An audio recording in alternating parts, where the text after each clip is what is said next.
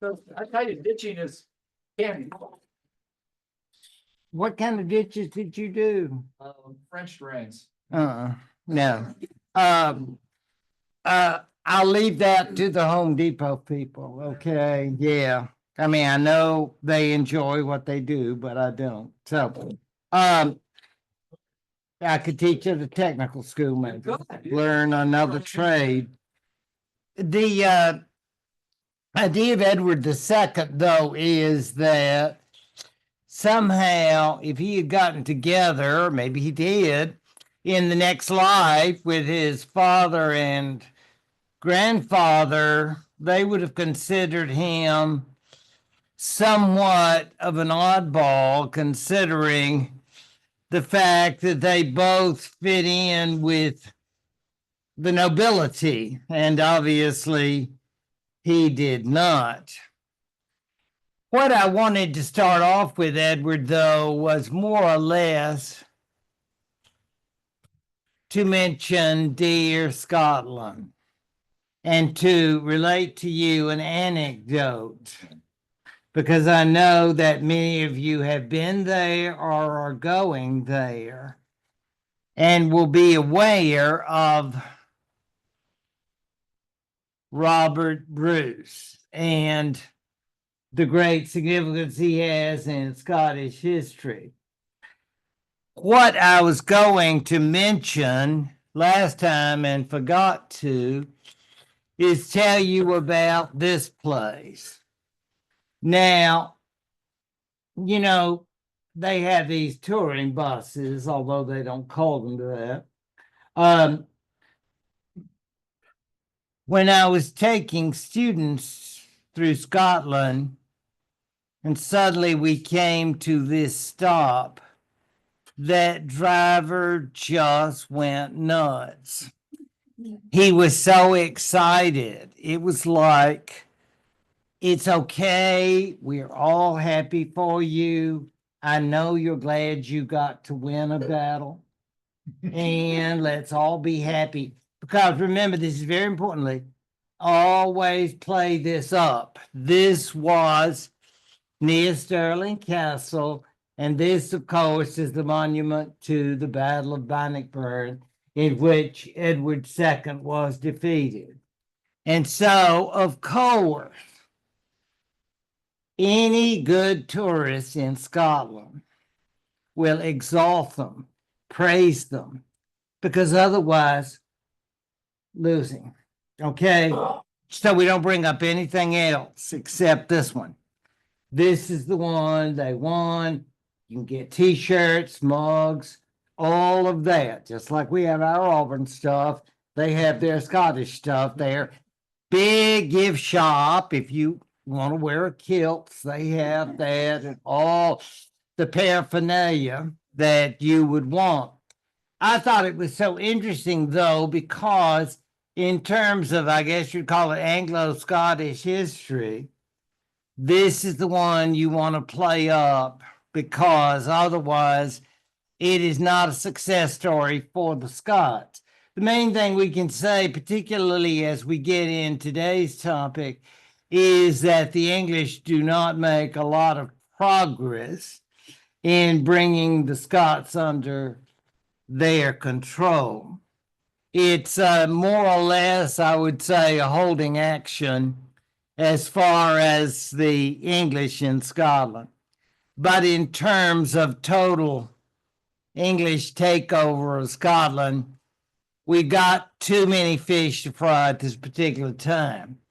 But this was humiliation for Edward II, and I can only imagine what his father would have said. And it wouldn't have been nice. It would have been very, very ugly indeed. Well, Frank's already told us rightly that Edward II, for various reasons, ended up at a very sad time in his life, with that ignominious reign coming to an end in 1327. The power technically going in the name of his son, who was just a very young man, but the real power being held by his mother, Yeesh, didn't want to do that. Queen Isabella, and her special friend, of course, meaning Roger Mortimer. And that was 1327.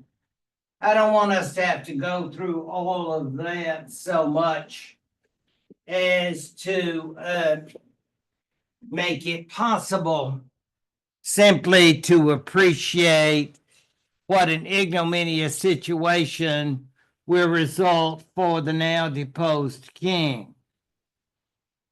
I don't know sometimes if it was as ignominious as it would be for his great-grandson, Richard II, but we'll talk about that in a subsequent lecture. At the present time, I merely want to point out that there, sorry about the technical issue. Which slide do you want? Galveston? No, That I one? wanted to go on to the next, Edward III. There.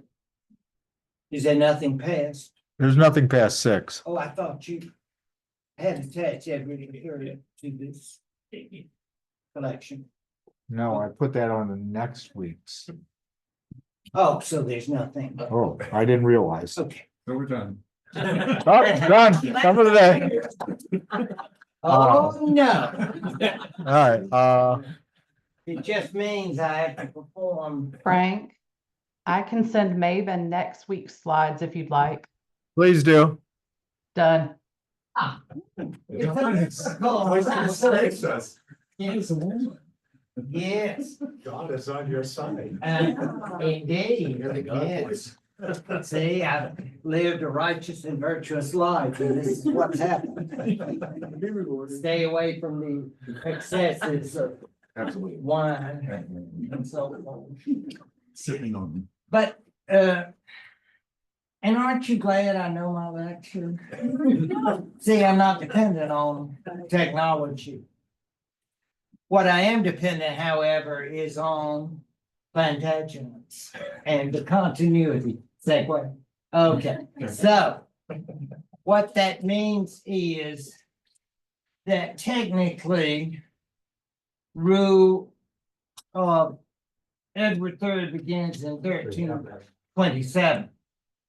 But we know that it's Mama and paramour, special friend, whatever we want to call Roger Mortimer.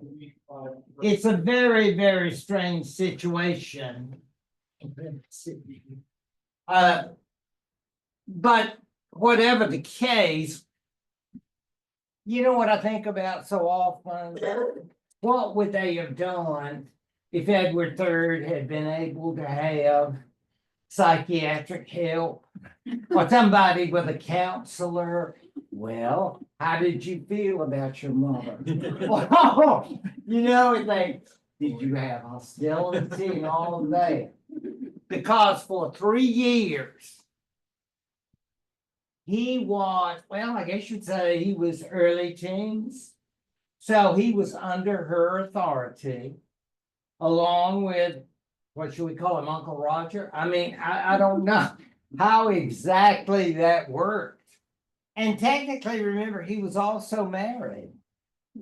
You remember, her name is Philippa, in case you don't remember, of Hanover. And from what I've read about those two, they were so, he was nothing more than taking advantage of a good situation. Oh, he was married. I mean, it's not like we don't want to make a harlequin out of this because it's pretty sordid, if you ask me. Did you want Parliament though? Is that what you wanted? Well, I can go that way. No, I just, you tell me what you want. I wanted, the main Edward too. The But, first Edward. yeah, Oh, okay. oh, dear. That's Edward. All right, I'm confused. I know, but that's too hard. That was a big deal. I'm sorry. All right.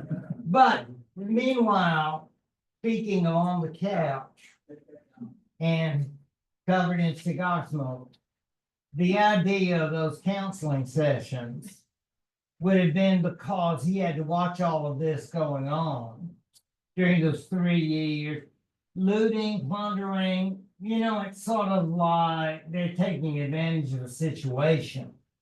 And he's king nominally, but it's like, yes, mama, whatever you think, and that kind of thing. But they don't stay that way forever, just a few years. Do you think that he felt really bad about the horrible death of his father or not? That's a very intriguing question, Marge. I mean, it's like, maybe, but, I hate to use colloquialisms, brainwashed, I'm sure. His mother, it's like, that would be a deep issue in terms of psychiatry, wouldn't it be, to think about being with them? And I don't think he cared for his, what would you call him? Uncle Roger? I mean, whatever one calls people that, but whatever the case, he always seemed to have a fondness for his mother. By the way, Roger is going to be going to eternity in 1330, because somehow this young king, I guess he was 13 or 14, he were more or less in alliance with the important nobles, decide to take him out. I mean, they just walk in one day and they say the party's over. Hope you all have enjoyed it. I find it very, very odd how that works out, but it does. So, of course, I'm not sure that Roger got to visit with his clergyman or got to, I mean, he was dispatched. Then there were no appeals, right? That's Okay, excuse me, boss. What Yeah. slide would you like? the beginning. All the way at the beginning? No, Edward the Third. You want to get to Edward the Third? So, more or less then, Oh, this is still not right. okay. What a workout, yes. Okay. We'll get there. Saint Frank, yes, yeah, Okay. God. 2 times without him, I don't know what I'm gonna You do. need to call him tagging. Oh, son, there, thank you. Yeah, Thank you. yeah, thank you very much, yes, I didn't want to. There we go. There we go. It's Edward the Third. Yay! So all of this is to say that when you go and think about those 3 years, you've got to remember how bad they were for the young king and how he felt about his mother. She would have a very comfortable retirement. Thank you, Fran. She lived until 1358. And I always think about it. She spent part-time in the convent, probably hanging out with nuns. I mean, she wasn't a nun, but there wasn't any more hanging out with guys, okay? No, I mean, so no more Saturday nights or going to the disco. No. Definitely. And he would come and call on her and maybe bring her chocolates or I don't know. But she was finished. And he was now going to be king. And it's a very, very odd situation. And believe me, he had the support. Now, I find this particular illustration. He looks a little young to me, but perhaps this was done, this coronation, when he was 12 or 13. Whatever the case, Mark, as you indicated, it is a very odd situation to think about. You know, your father's no longer with us.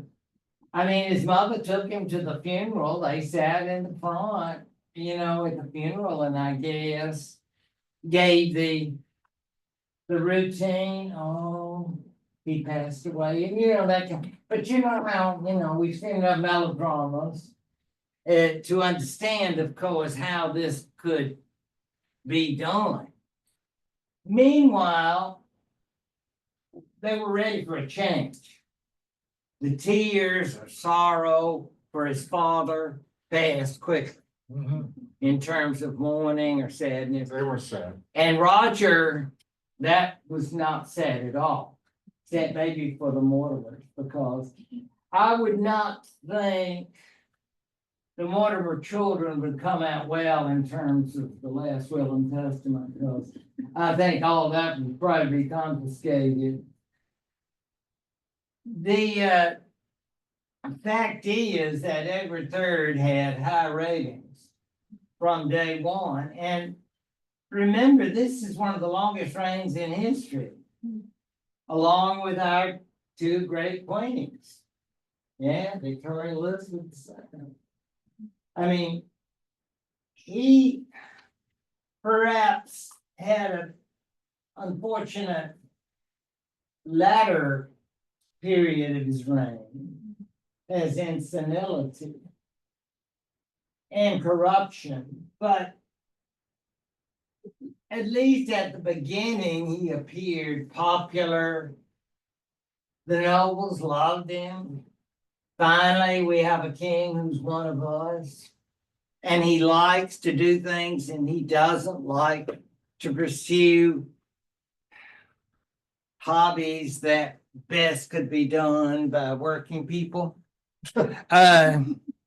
Because he enjoyed feasting and carrying out genteel activities. He was truly one of them. As I say, this is really interesting. I guess you talk about genetics versus environment. I don't know how that he seems completely different from his father. I know. And yet we will never know exactly what caused all the differences, because as far as I'm aware, he never said anything against his father. He just went on with his reign. And to say the mother, she's put away. We go see her, for their version of Mother's Day, and that's that. But now he's ruling. And boy, we are talking about serious fertility. Okay. Yes, that's why we have all those trees. Yes, it's a veritable arboretum, isn't it? Yeah. Because, and you say, well, I mean, is there anything more wonderful than having children? That's debatable. In terms of where all this is going to lead, there are certain questions. Because, of course, we can see all those sons. And they're cute at first, but they grow up and things change. And sometimes what was cute when they're 2 or 3 is not so cute when you're 20 or 25. In this case, as we will see, there will be lots and lots of problems, but that's for another time. Let us note, of course, number 1 son, who's always known as the Black Prince because of his armor. And he will be our hero, number one son, sadly dying the year before his father. But he will be very, very important to the story. The others, of course, the daughters will all be married to various and sundry rulers. And number one son is actually married to Joan of Kent, which is somewhat strange given the fact they're cousins, but I'm assuming there had been a papal understanding about that because I think maybe their grandfathers were brothers or something of the sort. But Joan of Kent will be very, very important for the individual that we know as Richard II. And you can see that literally that's where the line ends. So when I talked about the end of the Plantagenets, I was serious because that is where it will do. But let's go back now to the early years and the happy years of Edward. And I think he had a very successful marriage. I mean, he spent a lot of time in France, obviously, warfare, in the early years. And so his wife, as usual, the queen, had lots of responsibility for being in charge as long as the king was away. So she will become, in addition to bearing children, she will have lots and lots of responsibilities for the monarchy.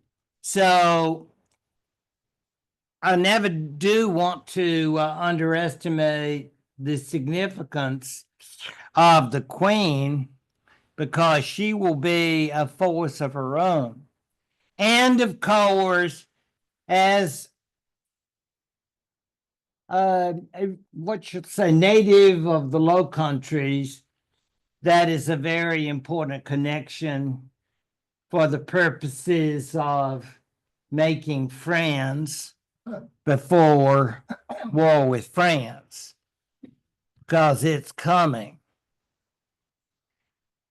This seal, and you really want to impress people, go to a party and say, you know what I like to do when I'm alone?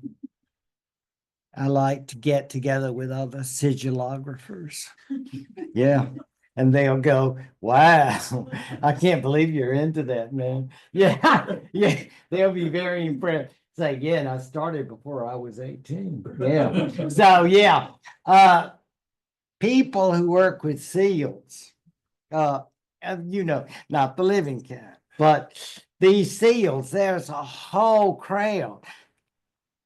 Conventions, medieval conventions, they will have sigilographers come and bring their wares to, you know, try to sell them, make a quick buck because they know that we get excited about this stuff. Hey, you want to look at my seals, you know, that kind of thing. So, yeah, that can be very popular. So, this particular one, see, make sure I don't kill myself. Right around here, you can see his various titles. And of course, it will say King of England. I don't know why people say King of Britain. That always annoys me, but, and don't you ever do that to the Scots. That's very annoying. Okay, but basically they're King of England because we understand that he will have, after 50 years, you would hope so, a long and eventful reign. Not all that is good, as you know. War is never good. And of course, the Black Death, the plague, the division of Parliament into two houses. So much will happen that is significant, not necessarily encouraged by the king, but all very, very important for the English future. All of these are part and parcel of this period. Scotland will have to be put on the waiting list.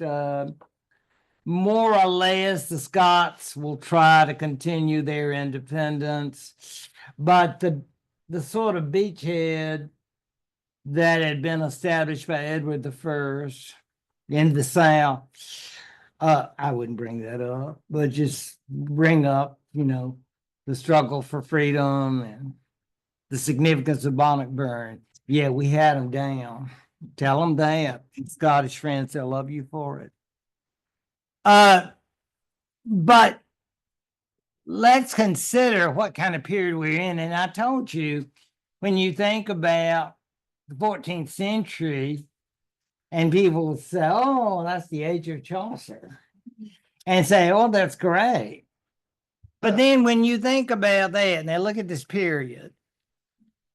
I know, unnatural deaths. And what does that mean by unnatural? It means, it means either we know what happened to them or there was a mysterious death. Or we just don't know. I mean, this could be HBO, Showtime, it's that sort of thing. Who done it? And yourselves that in addition to Edward II and Richard II, they will go on. Oh, brother. We all know about Richard III. Oh, and the Richard III Society, but that's for another time.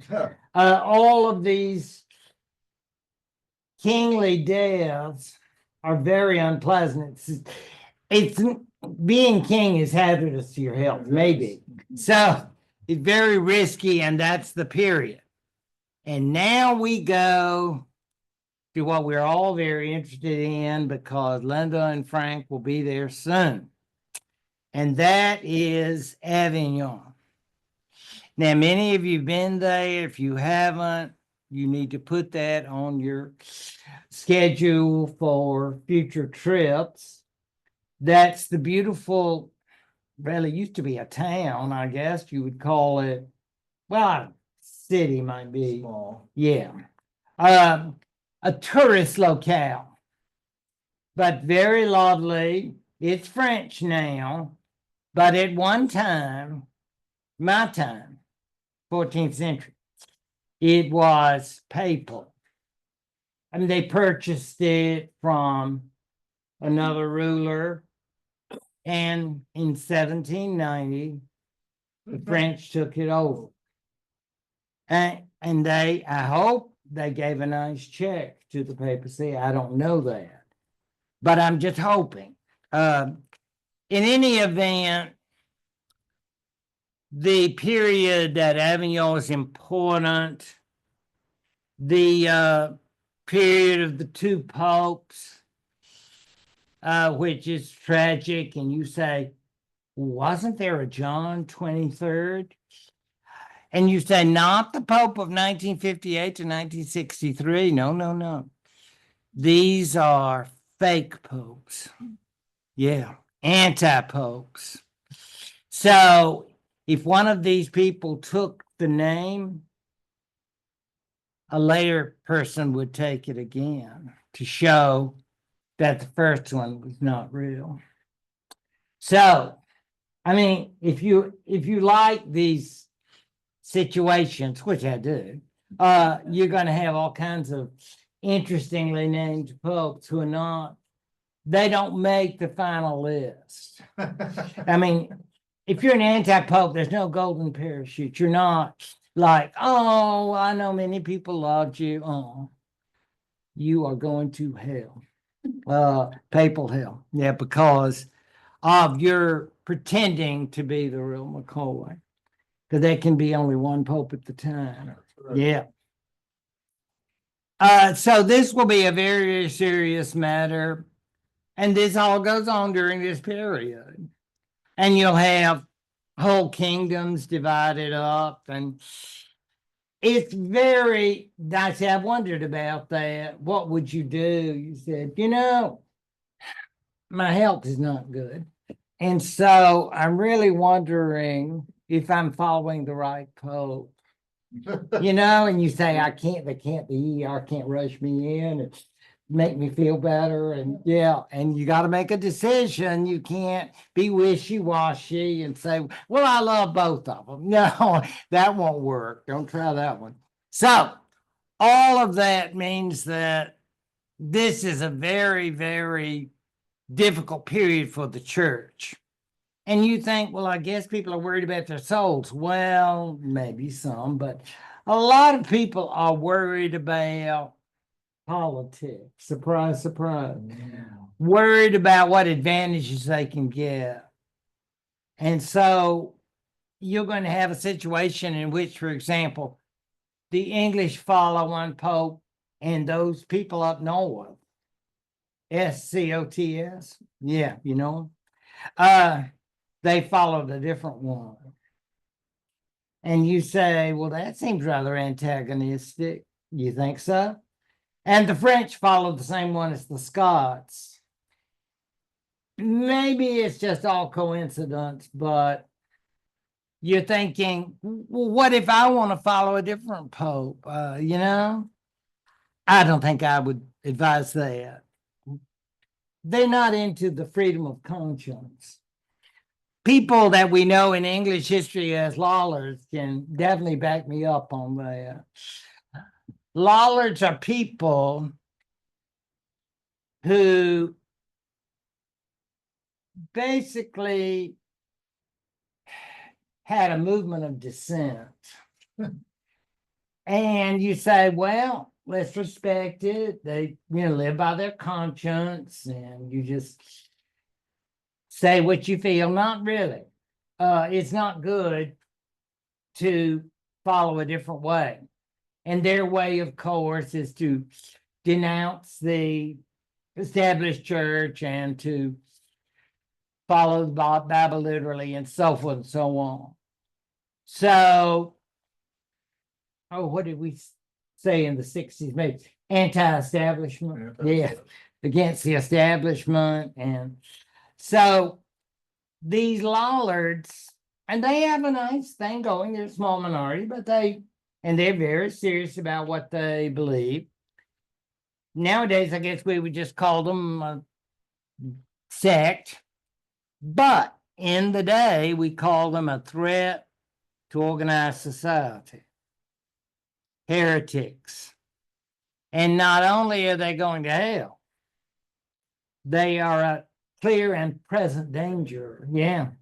So how many ways do the Lollards? I mean, it's not as if they are going out and trying to take over the world. They're very harmless, but they are considered a problem. And of course, by the time we get to the late 14th century, you're going to have the famous Wat Tyler Revolt, 1381. Did the Lollards have anything to do with that?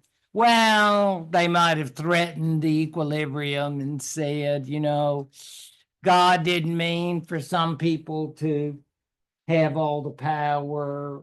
We're all together. Let's all the world is meant for love. Don't worry, I will not bring in Yoko to sing. But basically, we're not going to have any of that. This is not that kind of situation. So this will not last indefinitely, shall we say. We're interested in it only because it's an interesting passing phenomenon, this revolt of the peasants. Now,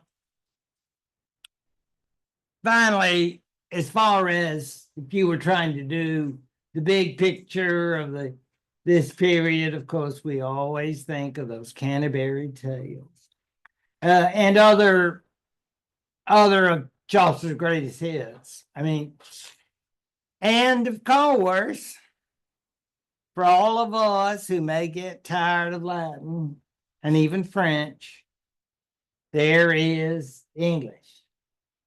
And you say, oh, English, isn't that a peasant's language? Well, it had been, but it's changing, and it begins that change in the 15th century, where vernacular English.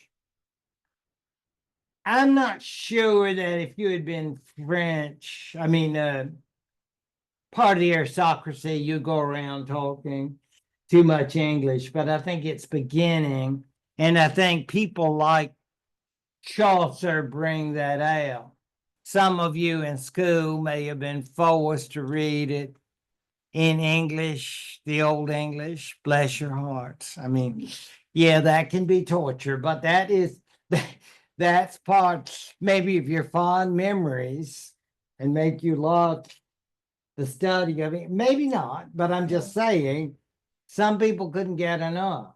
And then others may love Boccaccio more because he too, in the Decameron, helped develop vernacular Italian, and we're grateful for that. So yeah, yeah. Maybe you just love Latin, and that's wonderful too. Yeah. I know you polyglots, you really it's wonderful to be who you are.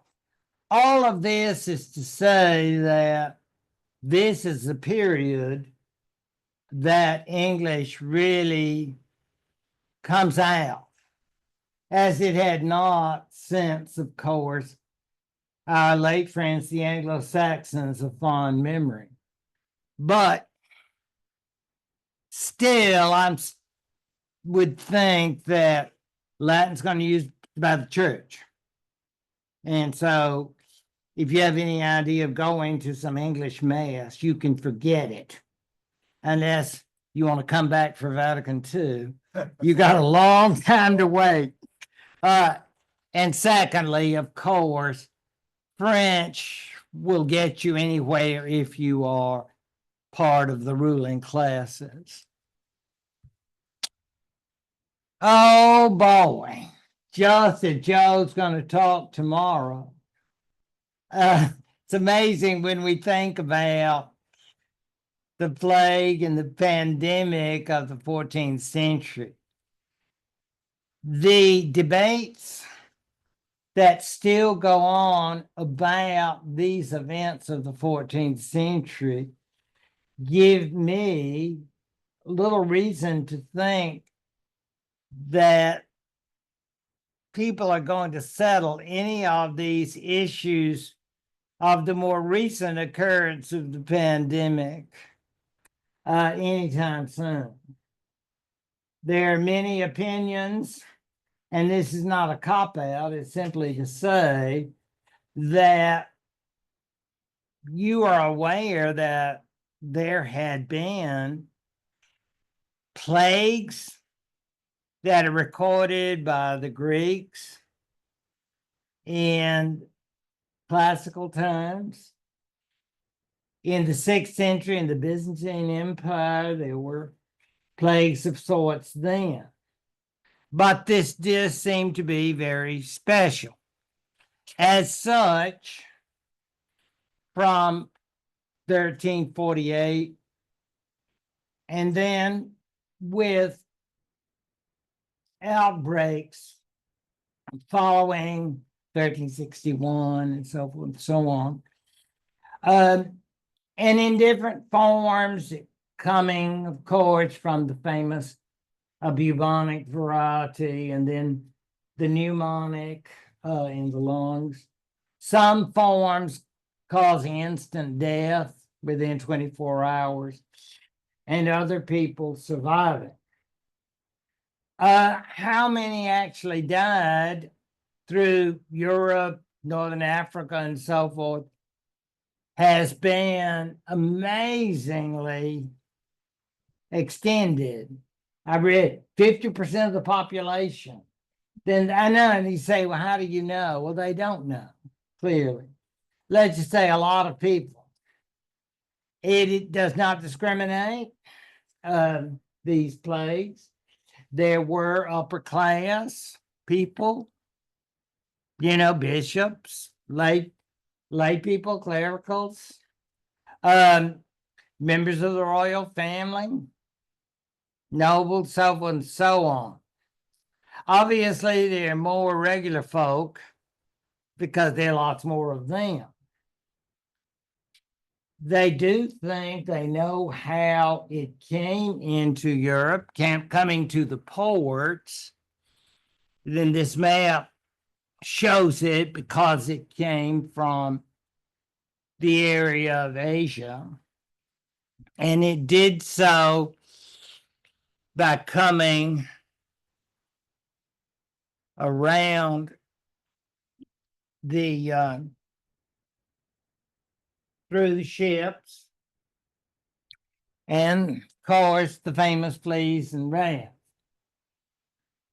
All of this is to say that sanitation is unknown back in that day and age, and the power of carrying and transmission was not known at all.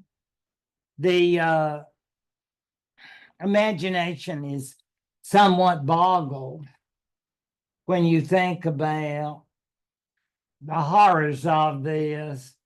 And of course, people, and I mean this in no bad way, just ignorant of what could have helped them, because of course they turned to the supernatural, assuming that they were evil spirits or worse, that it was conveyed by Satan or Jewish people, whatever the case. This went on for a very long time. And in terms of its repercussions, it could be said, and one author said this, and I don't know how to take this, that this was Mother Nature's way of dealing with overpopulation, which seems very cold. But sadly, it's true in the sense that there were too many people at that time. And what I mean by too many, I mean, we can go Kroger, or if we're really wild, we can go to Publix and spend big bucks and get courtesy and good treatment, I might add.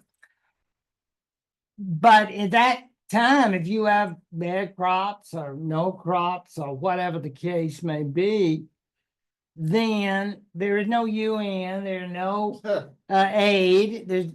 You're just gonna starve to death.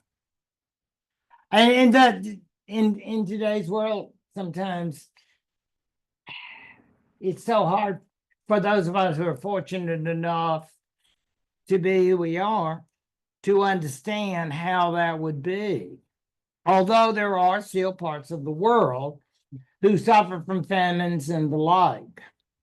But the point is, I think that as population had grown in the 13th century, and in the 14th, you're going to have crop failures and situations in which there are more and more people. So there's that factor. And for the survivors, there will be hope. They think that because there are fewer of us, there will be more jobs, more opportunities, perhaps a little bit optimistic, as we will certainly agree. Regardless of how we view this, it was catastrophic, and yet one could almost say coldly, the world goes on. Yes, during this time, they'll call sort of halt and maybe we shouldn't have any more war with France right now. We'll get back to it, we'll take a breather. It's like we just, there's a lot of sickness around, this, that, the other. Now, if I'd been living in, say, where would I like to live? Oh, Florence. Well, who wouldn't want to live in Italy, right? Yeah. Especially Sicily. I get that. I know. But you'll have to admit Florence is pretty nice. The idea though is what could be wrong with living in Florence? Maybe a little problem of getting close to someone who coughs on you, or I mean, all of the disease symptoms that we associate with this remind me of, during our pandemic, I remember thinking the smallest thing, like in class. I used to think it was so funny. I would joke with students about maybe I would walk by one of them and say, you know what I'm doing? I'm putting a little spittle on your face. And I thought it was funny until the pandemic. And then I didn't think it was funny anymore. So I stopped saying it. But things do change. But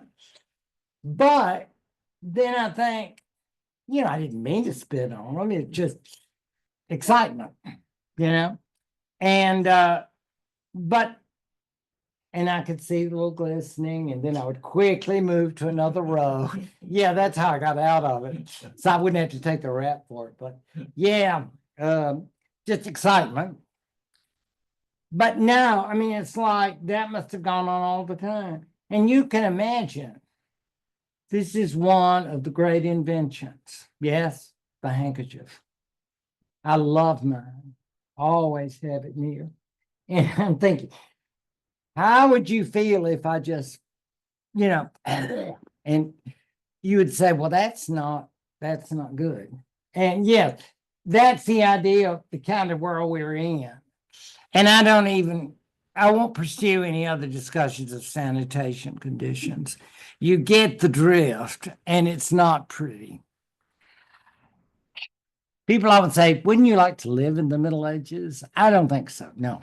I like bathing. I like privacy. I like comfort. There's so much going for us. In any event, this was a terrible, even the nature of sickness and death. When you see this and you think about some sort of phony healer, because you would take anything you could get. Quacks, I believe they're called. Yeah, individuals who couldn't get into the Florentine Medical Association and said, but I have a special anecdote. Yeah. And so let me spray it. Well, not spray, but no aerosols back then, I guess. But basically clean it up, and then we will help you with those unpleasant buboes and deal with those, lance those, and make you feel better. And I'm thinking, I imagine they had to pay, and they didn't wait for insurance to cover the expenses, because these episodes went on for a while in the case of bubonic. But all of that means that somebody knew something, because for those of you who may be familiar with Boccaccio and the Cameron, you'll remember the people leaving Florence and amusing each other by telling the stories. And then, if you haven't, and you were paying attention in school, and so you were going over it and said, Professor, could you explain to us how were these people fortunate enough to leave Florence? And were these people part of the upper class? And of course, your teacher would have explained to you, I'm sure, that indeed they were. Because if you were a regular, what do you call them, working stiff, you would have been there, possibly taking out bodies. I don't know. Now you're dead. Yeah, because they would talk about or that is Boccaccio, we discussed there were more dead than living, and that was a constant. So there was plenty of work to be done. Even people, you could be a pseudo clergyman, give last rites. That was like, whoever's available. That's how bad it was. But all of this is to say that the Decameron was supposed to be stories told by young people escaping into another area. So, in some places, it's possible that people escaped merely by not being there. But at the same time, it's, as you know, very, very contagious. And of course, contagious by the spreading of germs and all the rest that I don't want to describe. I'm sure Joe is the scientist tomorrow can get in that, but this is G-rated. So we'll just say it's not pleasant. But cleanliness is next to godliness, so they say. So we understand then that it was very unfortunate, and it interrupts what all these nobles love to do, and that is fight. The term 100 Years' War, as may be known to all, is a 19th century term, and it's one of those things you always use it. Perhaps if the first time you study it and somebody will say, oh, that was 100 years old. Well, it's just one of those convenient terms that everybody uses. And you realize 1337 to 1453 does not 100 years make. It's simply a romantic term, possibly created by early professional medievalists for teaching purposes. But it's not significant to us because we know that it all goes back to 1066. And everybody knows that. When those Normans get together against those Anglo-Saxons, trouble. On and on we go. And you've heard me talk about this. It just won't work. And all of the other business, all of the other differences pale in comparison to my point of view. Oh, there are plenty others, and we'll talk about them. Because, they've been fighting off and on. Do I need remind you of John and Normandy? The loss of Normandy? You say, no, I'm not over it yet. Yeah, when you go to Normandy, you think this should be ours. If you suffer from Anglophilia, as many of us do. But they got it. Oh, and think about Calais. We listen to me. Yeah, I've been out it. But 1558. Yeah, we had it a long time, and you go there and you say this should be ours. But Dover and Calais, yeah. But we have to let that go. That it can't be. It's not going to happen. So all of this then is to say that the English and French. Oh, what is that old saying? Can't live with it. Can't live with you, can't live without you. It's their connection is so inextricable. Do you know? Here's a little fact for you.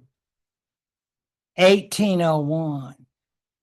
Try that one at a party. All the looks like quack, quack. People will be so shocked and impressed. Maybe you can try that in France while you're there. 1801.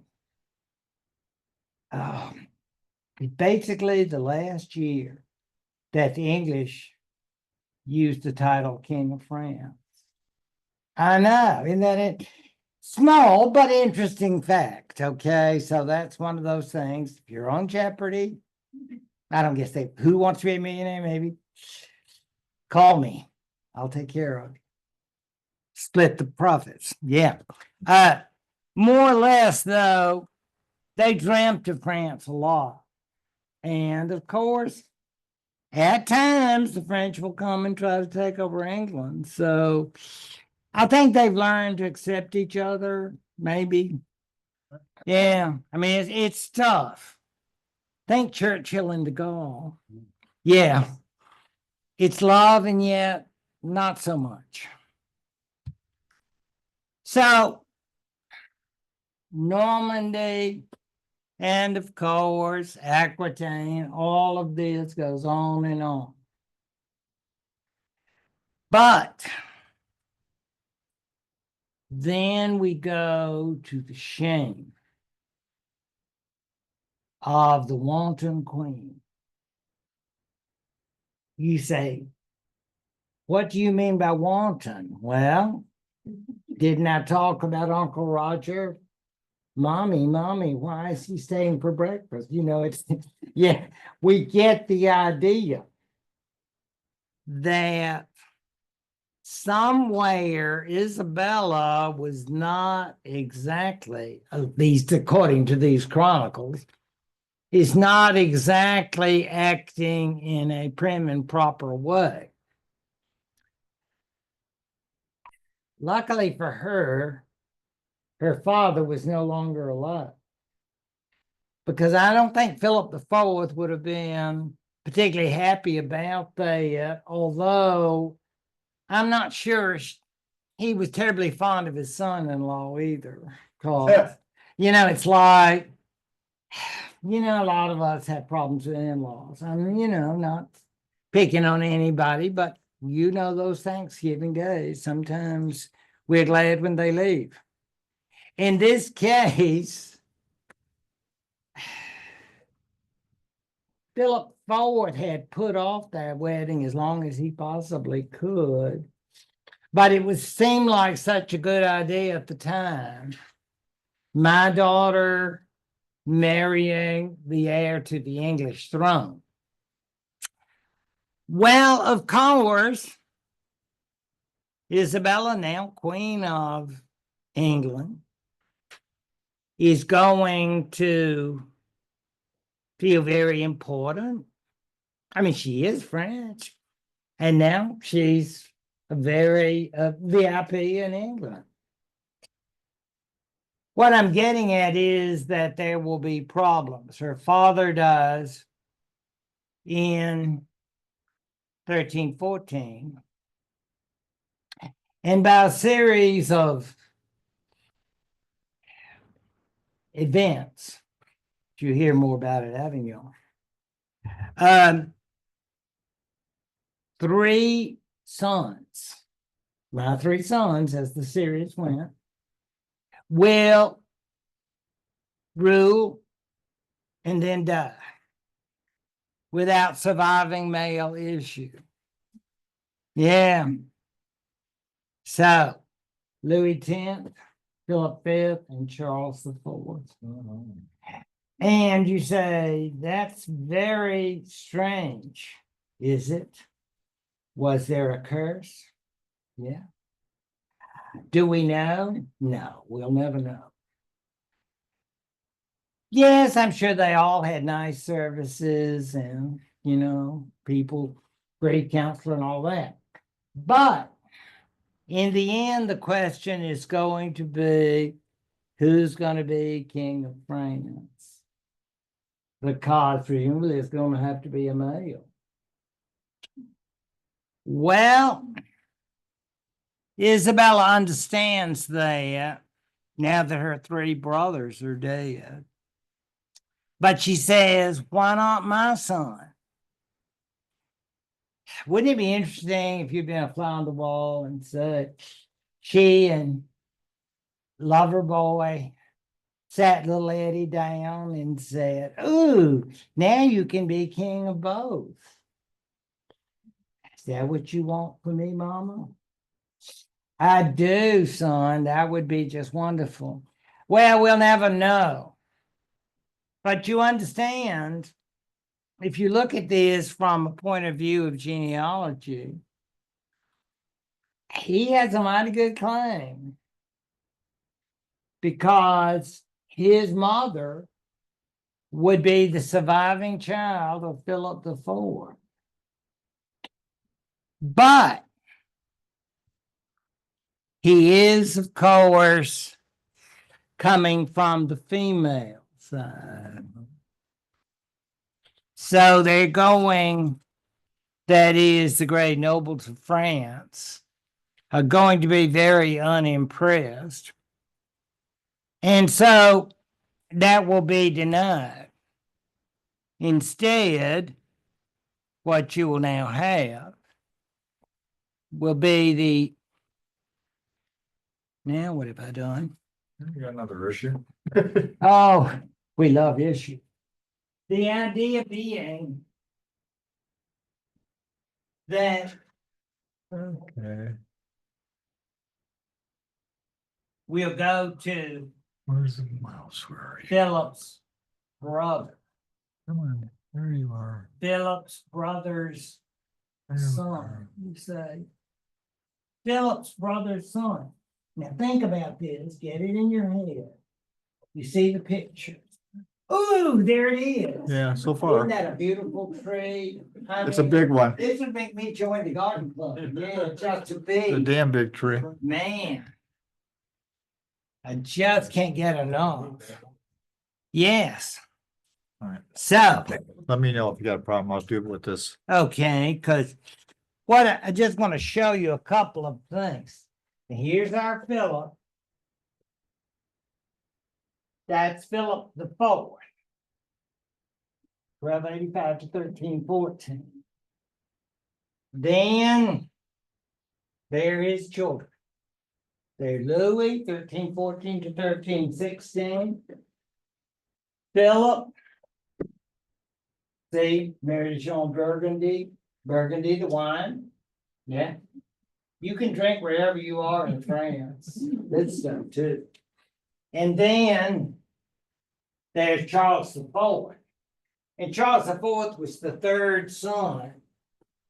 And when it appeared that Charles IV was just going to have daughters. And of course, he was not on good terms with his sister. And you know why? She'd been messing with, she shouldn't be messing. And in my court, yeah. And it's not just, this isn't something out of Homer. This is something out of Lifetime. I mean, this is sorted. Okay. How sorted is it? It's so sorted that she was asked to leave the court. I mean, would that make you feel bad? Your own brother turned you out? You and your boyfriend. Paramore.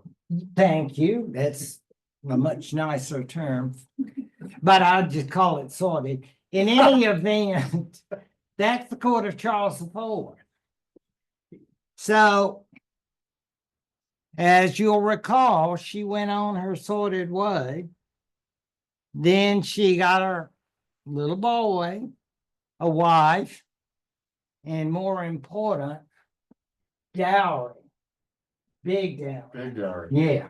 This is not on a low budget plan. This No. is on a very high budget. So the question will be, what will happen to the throne? Well, I'll tell you exactly. The powers that be in France decided it would go to the family of Philip IV's brother. But see that? It's Charles of Valois, Valois. He's the younger brother of Philip IV. if you see that.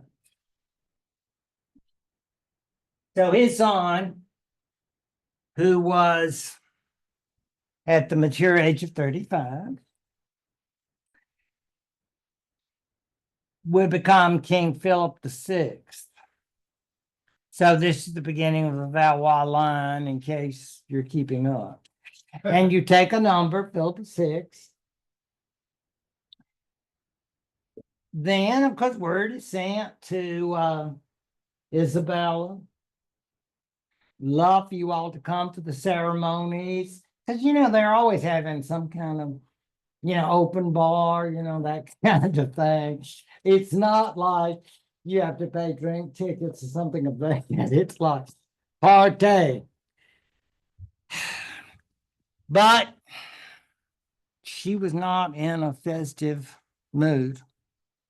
In fact, she was in an ugly mood. Yes, she was happy to have a special friend, but she was not happy for her son to be turned down. What she will do, well, she'll take her son, little Eddie. She'll take him across the channel. And she said, now, please just do what Mama asks. And what will he have to do? On his knees, do fealty and homage to Philip VI. Is it hurtful? Oh. He had to have probably therapy. Call in the royal psychiatrist. Son, I know it hurts you, but Mama loves you. Shatim, and all that. Because, again, people ask, do you really wonder if he was sincere? Well, you do take the oath of fealty, and, if you want to be some kind of perjurer, I don't think so, I guess. But he did that. And, he might have said, I have my fingers crossed. It's that sort of thing you always wonder about. Whatever the case, Philip VI is now King of France.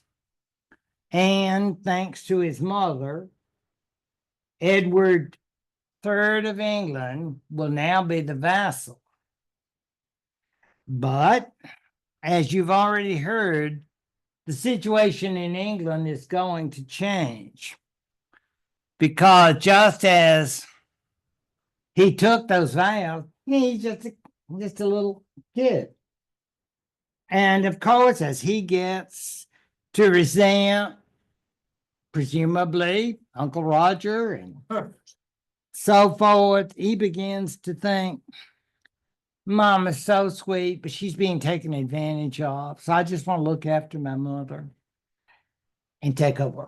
So that's what's going to happen in 1330. And Uncle Roger's out of the picture. Did I do this wrong? There we go. This was, I don't know, we're not functioning, but we'll get to there. Okay. Here we go. Oh, you got it. Yeah, I get it. There you go. The brilliance. Yes. Lord Frank. Right here for it. I know. Just a prince. Now, the map. What's history without a map, right? Oh, man, look at that territory. Over there, you think wine, and you should think wine. Because when we think wine, we think about, well, you think about raucous people sometimes, but you also think about money. The filth of it. And lots of it, because it's expensive. Maybe not like California, but it's quite nice over there in the South. But look at that color, that sort of bandage color. That's all that's left. You say, I wonder what Eleanor would say. How hurt would she be? I mean, to think, they've thrown all that away. Well, yes.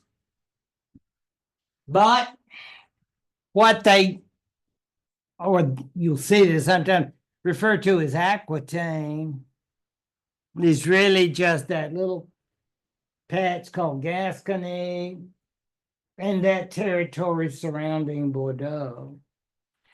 Very nice. Very nice. I mean, I wish I had it, but I mean, and you could go to all kinds of fashionable places, and if you're into games of chance, I mean, and this is not Vicksburg. This is really, or it used to be. I mean, yeah, I wouldn't send you somewhere like that or that with something of it. That's not appropriate. At one time, these places were strictly black tie. But people love to go to these spots. And then you see all this land in yellow. That's what we lost. Not even Normandy. We only worry about that. We're just talking about the South. And so you're thinking, do you mean that all of that has been lost by the English kings of yore? Yes. So technically, as a French duke, Edward III is merely the ruler of this little bit of territory. But you don't think really in his heart of hearts, he was saying, gee, I have to accept this. You know, this is what my mom told me. No, I am convinced that nightly he would think, you know, when he said his prayers, he would say, I want more. And it's all mine. Yeah, you know, there is reason to believe that when he took over from Roger Mortimer, this was item number one on the agenda to claim those territories. And if more should go on, all the better. So that may be the central reason. In fact, I think it is. Now, it was exacerbated. Advanced. Right. It was exacerbated, I guess, by having to do fealty to that picture is not flattering, is it? I No. mean, somewhat, he looks like a dog. I'm sure if you're into Valois Kings, and you know, that's nice. I mean, there are a lot of famous Valois Kings during that period. But that is now the Lord. You see, he was king from 1328 to 1350.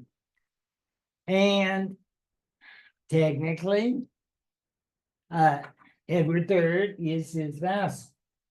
But what's he in his heart? I don't know. I mean, and you know, you have family gatherings, and people probably drank wine, I hope ever do, and enjoyed themselves. But I'm not sure in their heart of hearts if they were thinking, let's all just work together because we both have issues and problems. Let's work together, give peace a chance. No. It's all basically, I suspect Philip VI felt the same way. He wanted maybe to get the English out completely. I'm using those terms, English and French, advisedly. I'm not sure they thought of themselves that way. But in terms of power and control, they both had the same issue because they both wanted it. Edward was, shall we say, more successful in developing it, however. Thanks to Isabella, Flanders, that whole area, had developed a good relationship with the English. Let's not forget about the Queen, Philippa. But this whole area of Flanders and we think about the wool trade, and that whole area, what we call Belgium nowadays. And we understand, of course, that French had always had a time with Flanders. Now, here's another date for you, 1302. This was a battle in which the French were defeated by the Flemish. It's like, that's so embarrassing. It's like, hey, you're fighting with the Rotary Club or the Chamber of Commerce, and you're thinking, really? Because that's sort of embarrassing, they're I imagine those were mercenaries, don't you? I don't think they were out there closing down the business. I've got to go fight today, folks. So you all get the day off. No, I think, but this famous battle is not one that would go down in the annals of French military history, and there are a few others. But it's fair to say the Flemish did not want to be annexed by France. I mean, you got Belgium is independent today. And you would never say to a Belgian, would you, why don't y'all just join France? Because a lot of y'all speak French anyway. Wouldn't that just make it easy? No, don't do that. Okay. That's a no. No. That would not go over well. In any event, the Scots are certainly another issue. Were the Scots in a state of love and friendship with the English? Indeed not. This more or less has not changed for centuries, right? I think they depend on them, but that dependence doesn't necessarily mean love. And in this case, and it will go on through the centuries, this sort of Scottish-French relationship will develop. Now we can figure which one will have the senior status, because the French are obviously much larger and much more powerful. But they find the Scots useful, shall we say, for the annoyance purposes.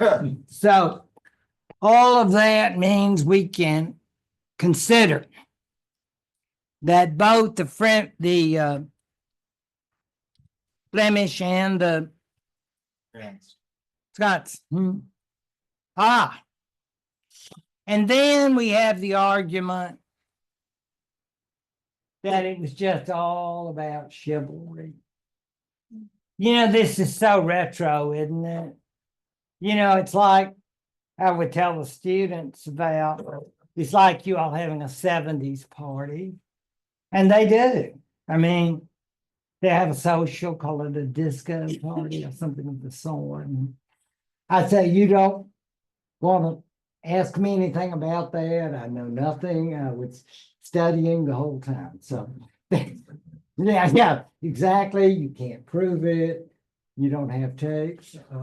But the idea being that this was a period of retro chivalry. For some reason, these rulers and the nobles around them got very excited about the traditions of chivalry. And then they would say, open another one. Here's to the knights and, war, and, let's go on a crusade. Yeah. And then they chug it. Wasn't that a word back then? Yeah. You probably not, you were in the library, but you may have known people of that ilk. And that means you're having more alcohol than is good for you. That's the idea. There was something that I remember in England called mead. Oh, dangerous. Yes, very dangerous. Yeah, well, that's another story. But anyway, they're sitting around these tables, eating and drinking. I don't think they were worried about fitness or concerned about, well, we're all going to get together tomorrow and fight and probably have a tournament. But they were partying hard, and this is the time, the formation of these chivalric orders, like the Order of the Garter. Dieu et les dames, God and the ladies. And so, and you have enough meat or so forth, and just love everybody. All the world is made for love, and all of that until the hangover. So, some people have actually suggested that this is just the struggle of these groups who got themselves into a war because one was following Philip and one was following Edward. And so let's just fight, because this is what we're all about, just nothing personal. It's just what we do. And it's an interesting theory, but I don't know how much reality it has, because we all know that this is a little more serious than just two groups of drunken nobles. In any event, the Order of the Garter has remained, I think it's co-ed now, but it has remained a major institution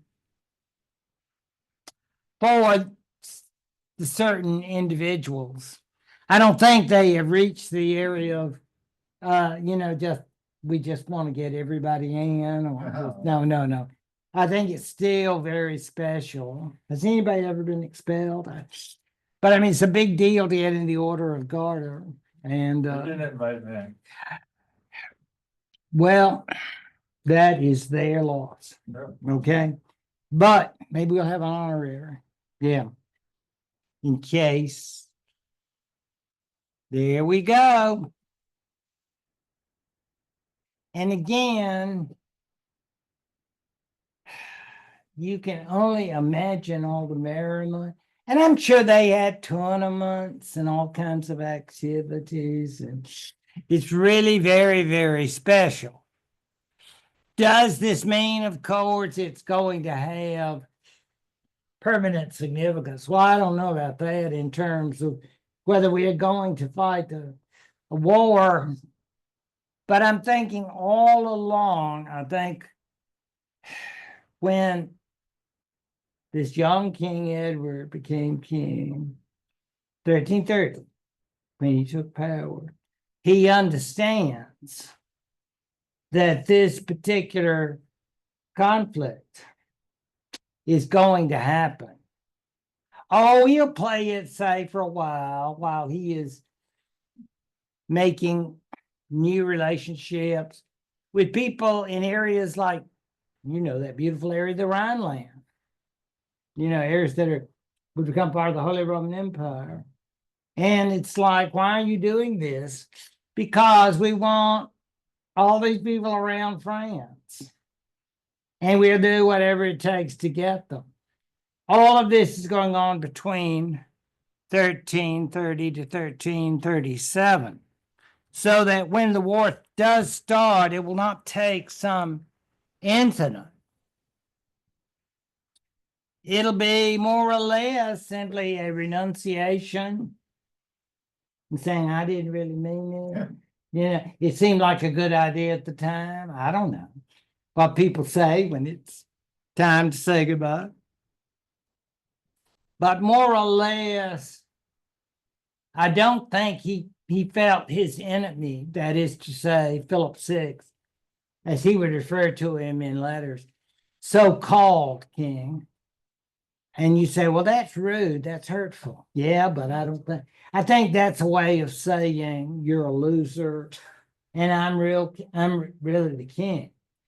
He doesn't take the title per se for a while.